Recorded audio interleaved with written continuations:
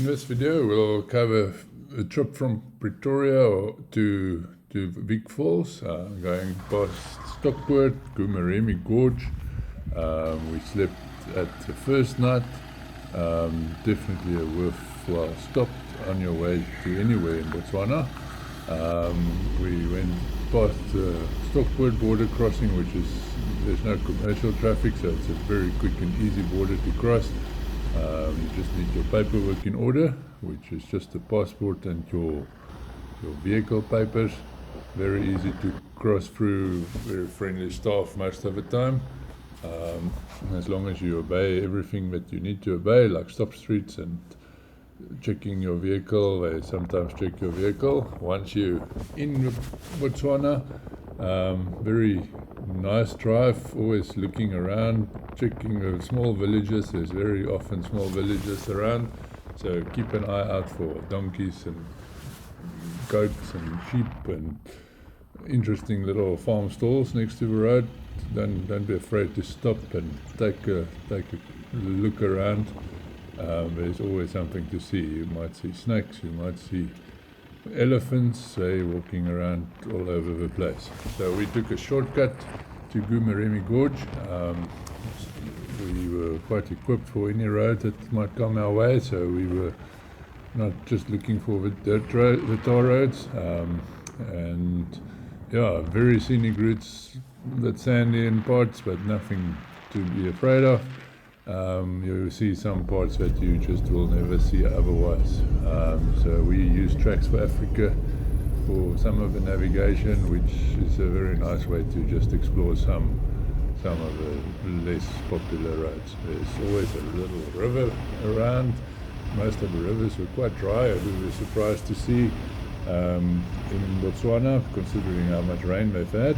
But I think with everything in Botswana being so sandy, the water just disappears quite quickly. Always when you're driving around, when you're going slow, you spot all kinds of things, so always keep your eyes open for anything you might see that you will not see if you're just rushing past. Goo-Moremi Gorge restaurant and pool area is extremely nice. You can see there's mountains where the gorge is. It's a beautiful place for sunset, lots of trees, lots of birds. We camped there, very nice campsite. You've got the whole campsite. Each stand is completely separate for yourself.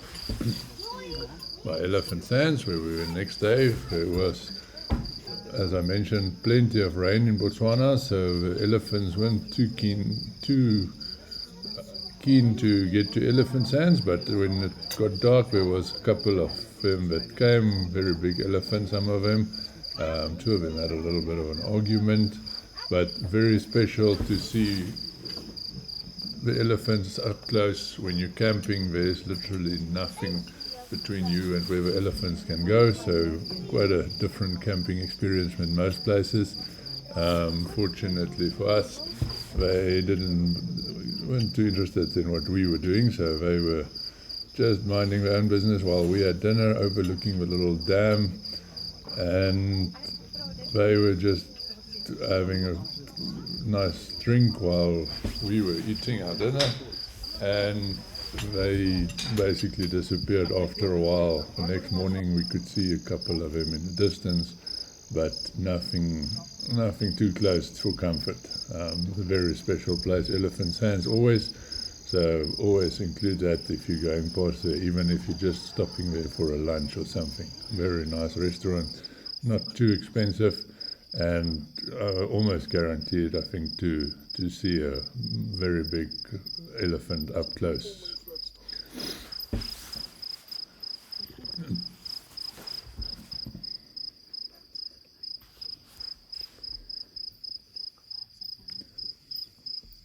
You can see there the elephants walking right past the ablution blocks. There's nothing between you and the camp and where you're camping and where the elephants can walk. So next morning we set off for Zimbabwe. Quite a drive still from Elephant Sands north.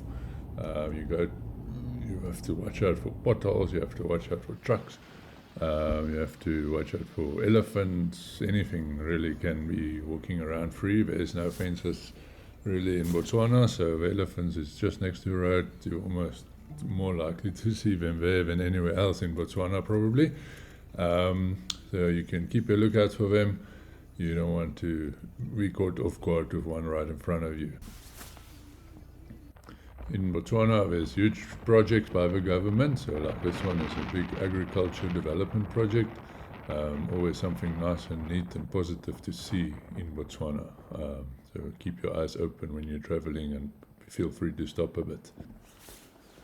Then once you've crossed into Botswana, there's about a 40-kilometer drive, and we stayed at Victoria Falls Rest Camp, one of the nicest rest camps in the area. You can camp easily. There's chalets available, not the fanciest, but very nice for what we wanted. We just wanted a nice bit of green grass close to the Big Falls, so literally walking distance to the entrance to Big Falls if you want to take a little bit of a walk.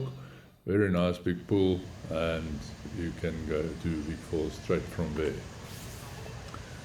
So Big Falls on its own, a day visit, very nice.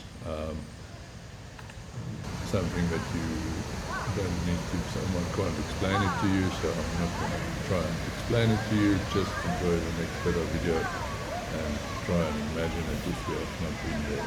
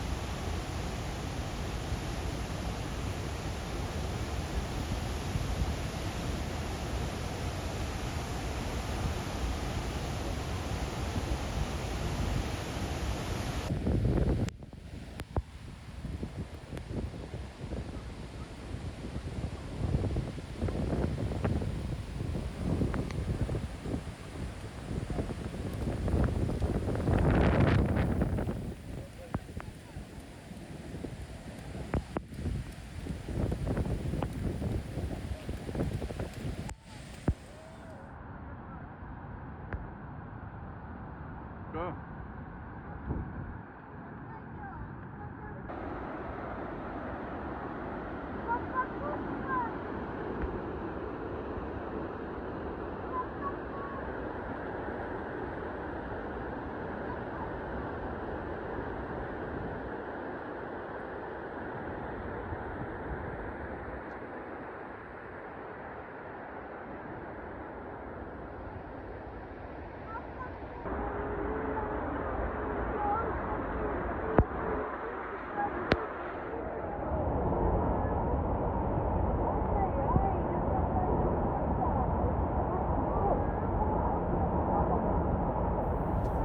So when you finished on the Zimbabwe side, that bridge there is a Vic Falls bridge.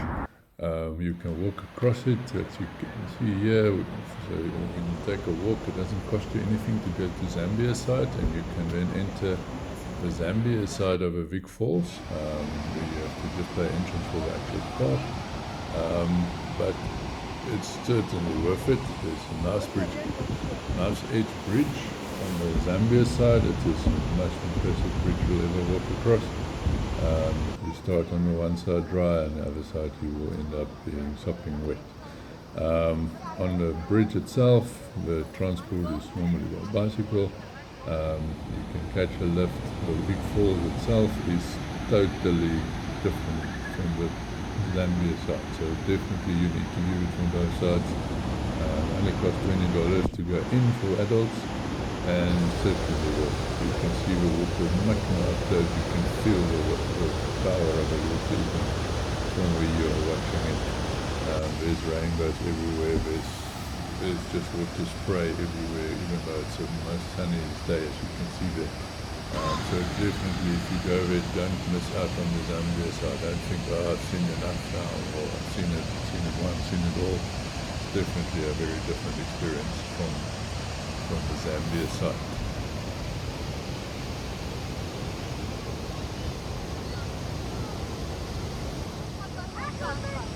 This is a nice edge bridge. It is quite an experience to walk over.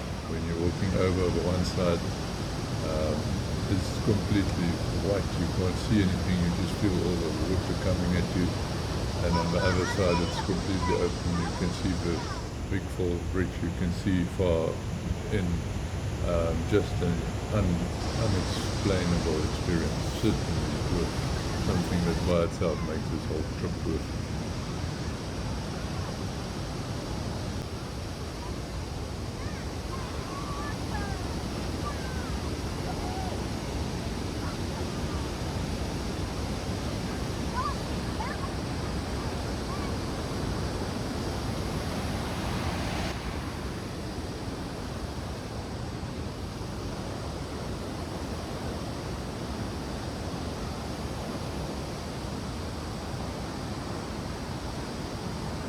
What we also found very different on this, it's, even though it's not rain, it's like very fine water droplets that's falling on you. So it's a very unique type of, doesn't feel like rain at all. It's like a mist, but it's proper drops, but very, very unique texture to the to the water that's landing on you. So quite a lot of things that you're discovering while you're walking across this bridge.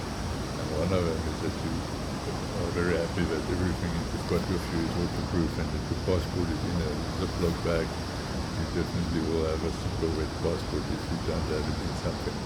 So always make sure you've got something that will keep your stuff dry. That's important.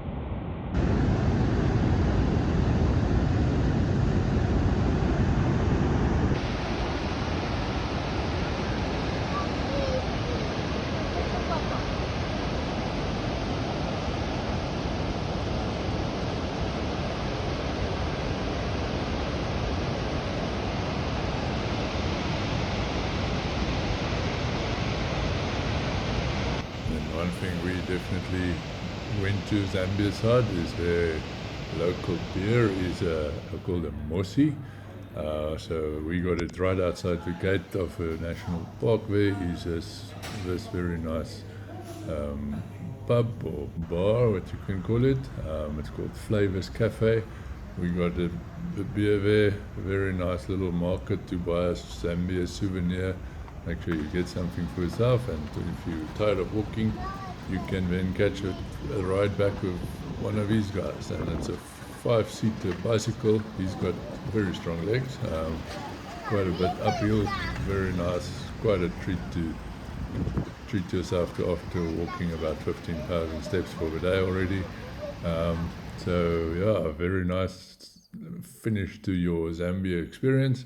He will transport you between the Zambia border post and the Zimbabwe border post, which is quite a long trip. So to walk, so the one way everything's exciting, the way back you want to catch a ride. There is normal car taxis also between the two border posts, but this one is definitely more of a holiday vibe to it.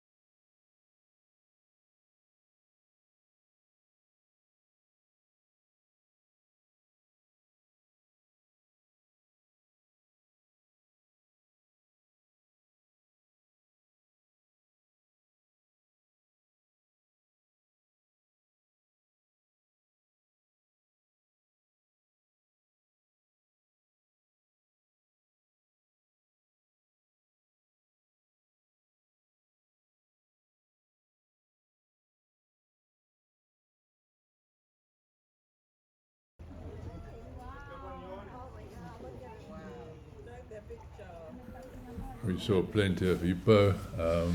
The skipper of our cruise ship or boat or what ferry that you want to call it, he spent quite some time at the hippos. It was extremely nice of him. All the other cruises just rode past. We spent some time there. Very nice to see the sunset. They make a good effort to turn the boat so that you can see everything that you want to see. You don't have to try and manage with him driving the boat all over the place. You can see he's there to make it for you something special, and very, very money well spent. The hippos was yawning. I don't know, I'm not a hippo expert, but they looked very, very happy with their situation. Who wouldn't be if you can stay in the Zambezi River?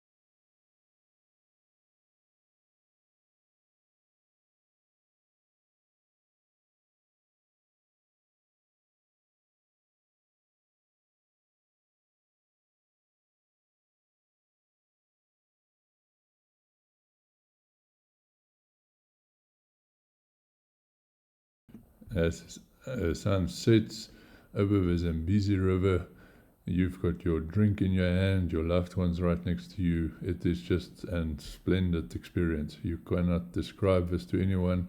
No video, no photos will ever give you the same experience as when you experience this firsthand. There's just nothing that can compare to being there firsthand, experiencing just Africa and it's all its glory. Hey baby, hey, hey beautiful girl, say. Hey baby, hey, hey, hey, hey, hey beautiful girl, baby, hey, say. Hey baby, hey, hey, hey, hey, hey beautiful girl, come along to kiss me. If what I'm going, come along to kiss me. If what I'm going, don't you kiss me, nice. Sorry, if what I'm going, don't you kiss me, nice. Nice. If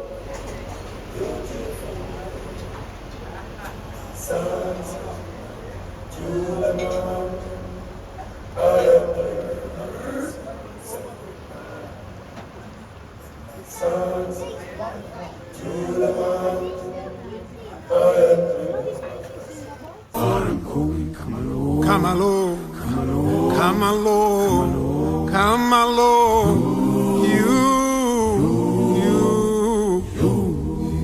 Don't you meditate, see. Won't you meditate? I send a messenger to tell you that I want to meet you at the station. Come along to kiss me. If what I'm going, come along to kiss me. If what I'm going, don't you kiss me, nice. Nice. If what I'm going, don't you kiss me, nice. Oh, mumwe wangu. If what I'm going, come along. Come along, you.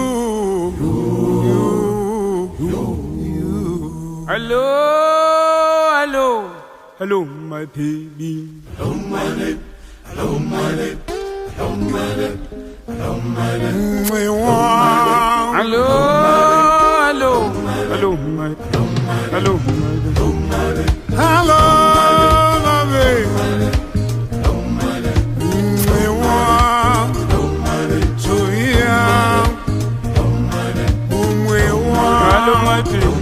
Hello, my sweet. Hello, my baby. Hello, Tarakadenga ya bata moyo wa my sweet Zimbe ya kamenywa kale. I love you, I need you, I love you. Hello, my baby. Hello, my sweet. Oh, the sunset cruise coming to an end. They take you back to your accommodation. They drop you off there. And then, unfortunately for us, it was time to head back to civilization. We drove back to Botswana. Very good idea, I would say, to book a couple of very nice spots on your way back so that the trip doesn't end when you leave the Vic Falls. We spent another 2 nights on our way back. There you can see we stopped and there was just again elephants next to the road, just walking around doing their own thing.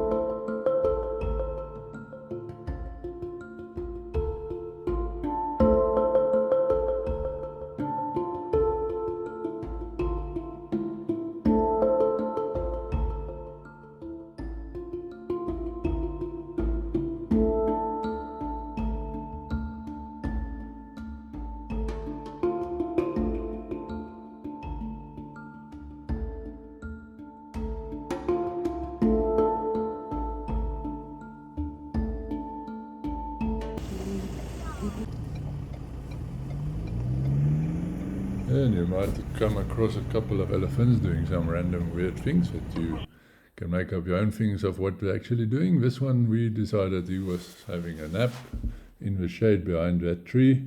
So his ears and his tail seems to have been on autopilot to chase away or to cool him down. It wasn't particularly hot, but he stood like that the whole time that we saw him. So yeah, some interesting things you see if you pay attention. Then, just as you think that Botswana has the worst roads in the world, you take a road from close to Francistown towards Khama Rhino Sanctuary, and it is the best tar road you've ever driven on. It is very quiet, it's properly marked, there's no potholes, it's just a nice road through Botswana, driving almost straight to Khama Rhino Sanctuary. So this road was not even yet on the GPSs, it was only Tracks for Africa knew about it, but we were quite happy because we could then follow it, we knew where it was going, it was clearly a new road, very nice road, taking us very much shortcut, quicker to get to Khama Rhino Sanctuary, which is where our last evening was to stay at.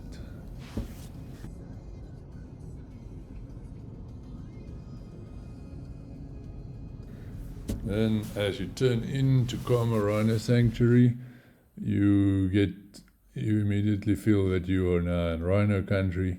It is, as far as I know, the only place in Botswana that you will see rhinos still. But it is, if the only way I can describe them is this is still proper rhinos. They are massive. Some of them look like they should rather have been an elephant. As big as they are, they've got their horns still on, they are very well protected. It is a fantastic lodge for rhinos, for stopping over on your way to or from Botswana, close enough to Pretoria that you can get there in one go. You can make it your first or your last stop. You can get your self-drive, you can see rhinos up close, there's some giraffe, there's a couple of other things as well. Very nice for a couple of hours self-drive before you go back to your campsite and have a very nice last evening bonfire and braai, and just share all your memories, everybody's favorites for the trip. Just share some stories, what everybody experienced, what they liked, what this trip meant for them. So certainly Khama Rhino Sanctuary should be on your list whenever you visit Botswana. It is an amazing place to visit. And as well, it is very special to see various still places in the world where rhinos can live, be happy and be protected well enough that they can live with their horns and they can just live in harmony with a couple of animals. It's in a way very sad that it's one of the few places I know of, but it's nice to see that there is places like that, and I think one should visit them sooner rather than later. Unfortunately, one don't know how long they'll be able to keep it up, but for now they're doing a very good job and can recommend them any day.